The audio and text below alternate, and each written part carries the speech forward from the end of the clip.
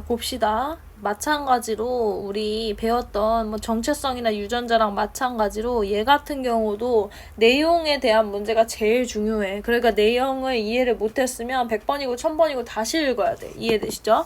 모든 국민은 법 앞에 평등한가? 지금 대제목 달고 있고요. 봅시다. 제가 중요한 거는 노랑 색깔로 표시해 드릴게요. 불과 10수년 전만 해도 신입사원을 뽑는 기업체 공고에 25세 미만과 같은 조건이 붙어있는 경우 를 흔히 볼 수 있었다. 그러니까 25세 미만이 무엇을 의미하냐면 자격에 제한이 있다는 걸 의미하고 이것은 다시 차별을 의미하죠. 그러니까 사회적 차별을 의미한다라는 거예요. 이해되시죠? 이 공고에 따르면 이제 막 26세가 된 사람은 아무리 훌륭하더라도 지원조차 할 수 없는 셈이다. 최근 들어 이런 제한이 많이 사라지긴 했지만 대학을 졸업한 지 1년 이내인 자처럼 조건이 아직도 있다는 거야. 그러니까 지금 여기 보세요. 여기에서 지금 아직도 여기 부분에서 보시면 알 수 있는 거 뭐야?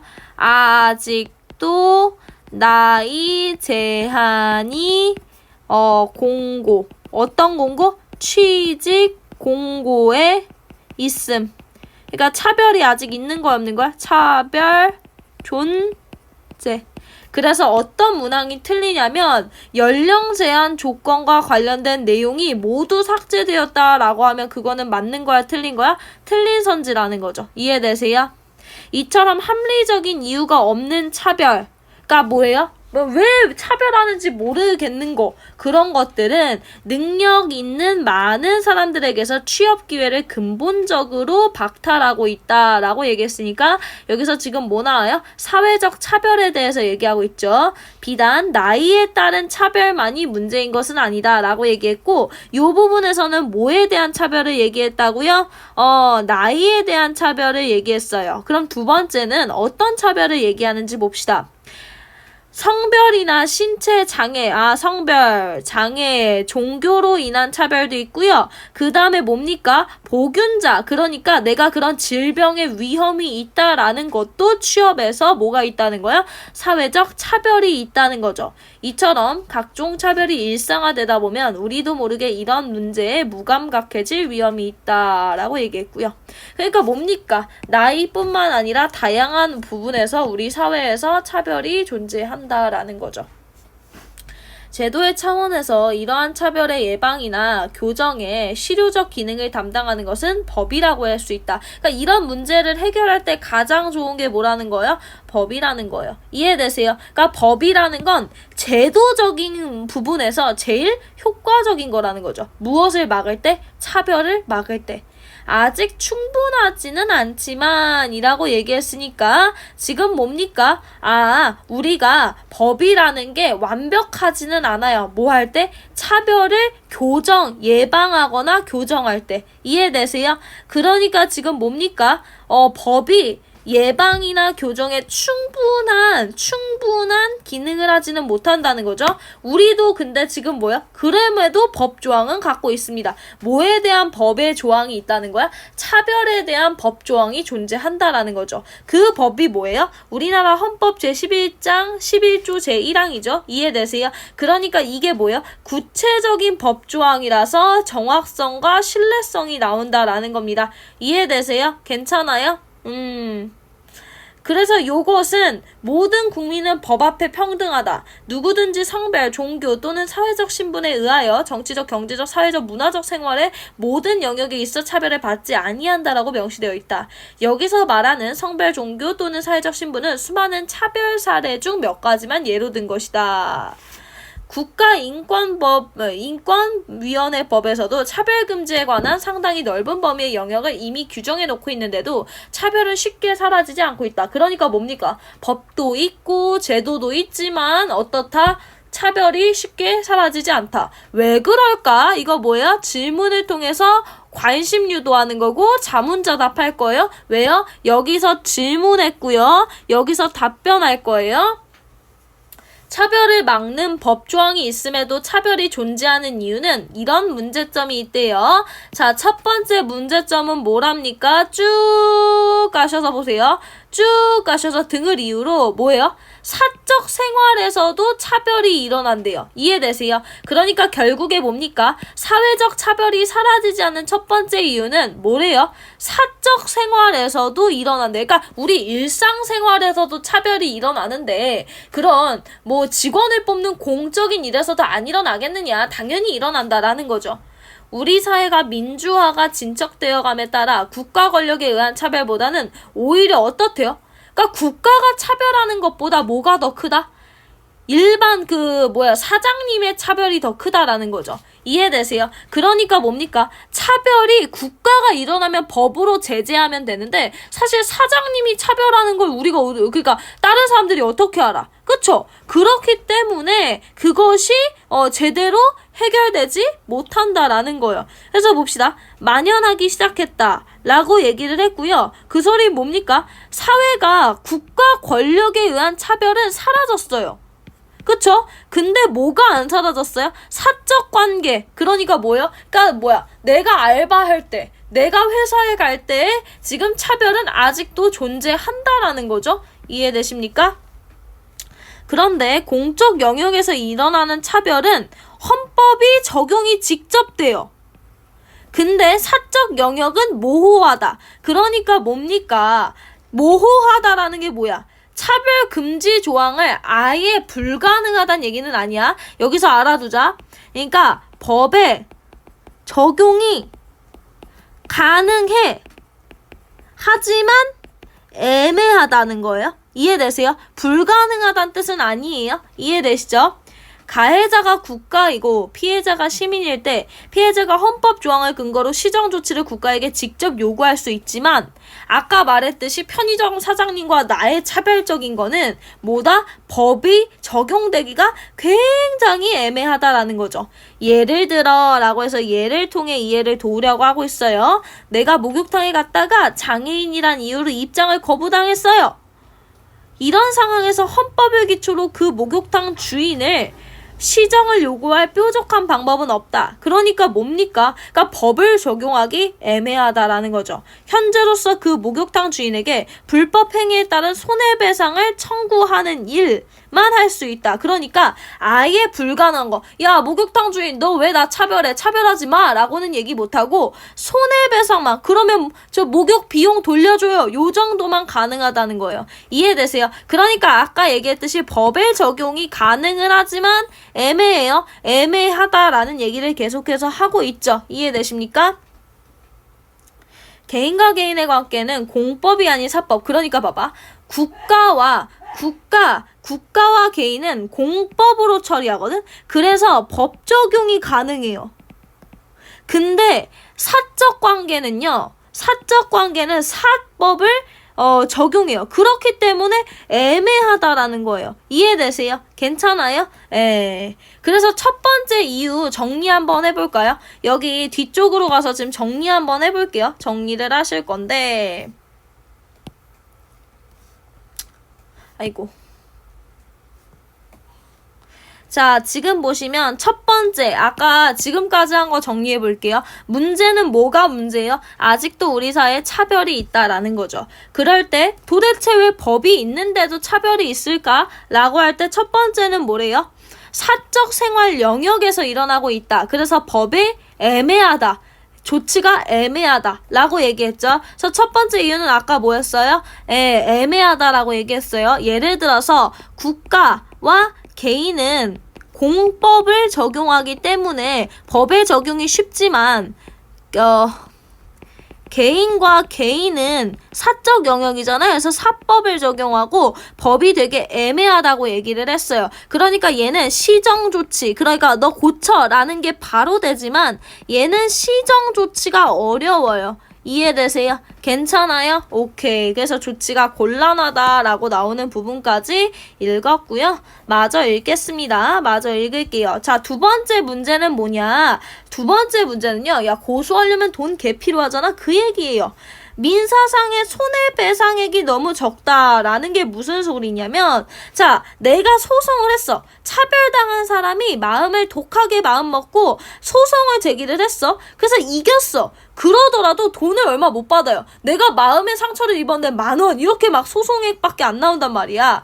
그리고 소송을 진행하려면 변호사한테 돈을 오지게 갖다 줘야 돼요. 그러니까 차라리 포기한다라는 거죠. 이해되세요? 그러니까 뭐야? 드는 돈은 많은데 변호사한테 소송을 준비하기 위해서 드는 돈은 많은데 내가 받을 돈이 너무 적다라는 거죠. 그래서 두 번째 거 보시면 뭐라고요? 비용. 뭐예요? 변호사한테 갖다 주는 돈은 졸라 많은데 배상액 뭐예요? 내가 환급받는 돈은 얼마 없다. 그러니까 이익이 안 나니까 안 한다라는 게 지금 두 번째 이유죠. 됐습니까?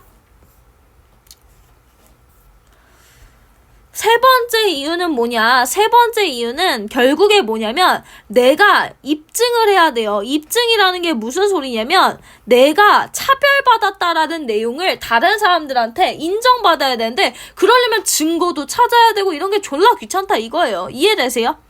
예, 그 소리 뭡니까? 우리 사법의 기본 원칙상 입증 책임은 원고의 몫이기 때문이다. 원고라는 게 누구야? 고소한 애. 그러니까 내가 저 차별당했어요 라는 걸 증명해야 되는데 증명하기가 어렵다라는 거죠. 그쵸? 증명하기 어려워요. 예를 들어서 어떤 회사에서 입사하지 못한 기혼 여성이 차별과 채용 과정에서 차별이 있었음을 주장하며 소송한다고 할 때 그것을 입증하지 못하면요 져요.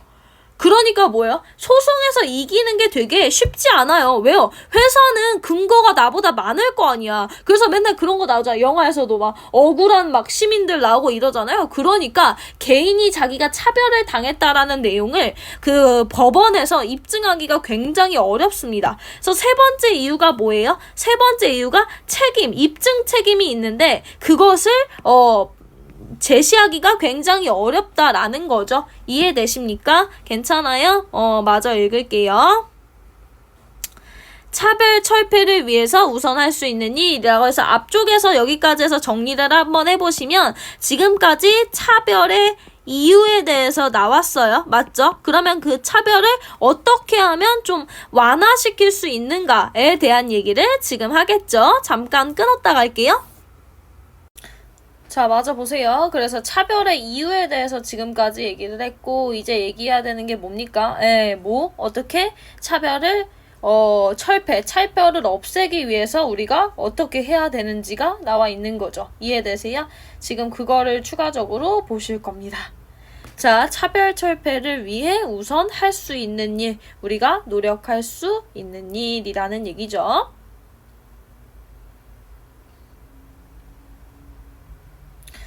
뭐 좀 보느냐고?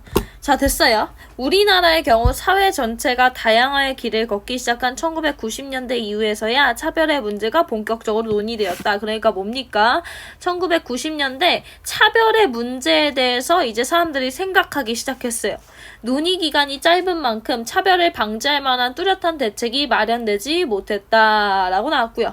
고작해야 국민의식 개혁이나 각종 위원회 설치처럼 그러니까 뭐냐면 사람들이 차별을 위해서 노력하는 몇 가지 방안들을 얘기했지만 그 방안들이 너무 추상적이라는 게 되게 뭔가 실현 가능성이 없고 그리고 그냥 만들어만 놓은 거야. 그러니까 실질적으로 차별에 대한 제대로 된 해결책이 있었던 거예요? 없었던 거예요? 없었던 거죠. 그러니까 추상적이고 형식적인 수준이다. 물론 차별 문제를 단번에 해결할 묘책은 찾기는 어렵다. 그러나 어떻게 하면 된다? 조금 생각을 해보자. 나는 차별금지 소송의 증거가 우리의식 개혁의 중요한 출발점이 될 수 있다고 생각한다 라고 얘기했다는 건 뭐냐면 이 사람은 차별이 없어지기 위해서 차별을 금지하는 고소가 증가해야 된다고 생각하는 거예요. 이게 지금 뭐라고 생각하는 거야? 해결 방안이라고 생각하는 거죠. 이해되세요?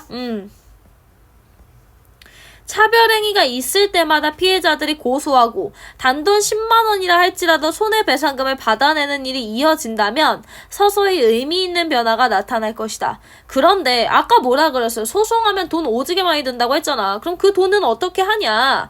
그런데 소송을 하려면 큰돈이 들고 귀찮은 일도 많아서 현재 우리 법 제도에서는 차별철폐 관련 소송이 활성화되기는 몹시 어렵다. 지금까지 그나마 몇 건의 차별철폐 관련 소송들이 주목을 받을 수 있었던 것은 뭐다? 소수의 변호사가 공짜로 해줬기 때문에 가능했던 일이다 라는 거예요. 이해되세요?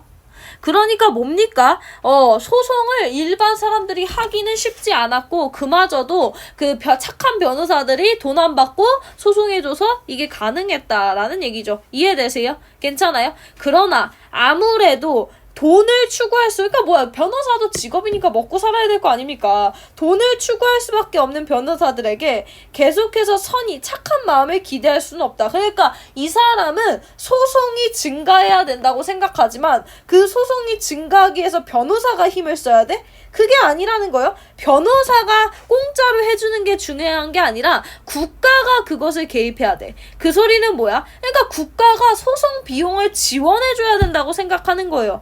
이해되세요? 차별받는 이유가 그들을 위해 일하고 싶은 변호사들의 사이를 가로막는 벽은 다름 아닌 돈이며 그 벽을 무너뜨리는 일. 그러니까 뭡니까? 국가가 변호사한테 돈을 줘서 이 사람들이 소송을 할 수 있게끔 만들어줘야 된다라는 얘기죠. 이해되십니까? 우리나라에는 차별 문제에 적극적으로 개입하려는 의지를 지닌 국가인권위원회가 이미 존재한다. 하지만 현재 그 권한은 차별행위를 조사하고 권고하는 정도로 제한되어 있다. 국가위원회가 차별철폐와 시민권 보호의 진정한 보루 역할을 하려면, 그러니까 뭐야? 아까 두 번째 해결책은 뭐라는 거야? 국가위원회가 어떤 힘을 갖게 해야 돼? 직접 소송을 할 수 있게끔 힘을 줘야 된다라는 얘기입니다. 이해되세요? 그러니까 지금 어떻게 해야 돼요? 국가인권위원회한테 권한을 확대해주고 예산도 좀 줘라, 돈 좀 줘라, 이 얘기가 하는 거죠.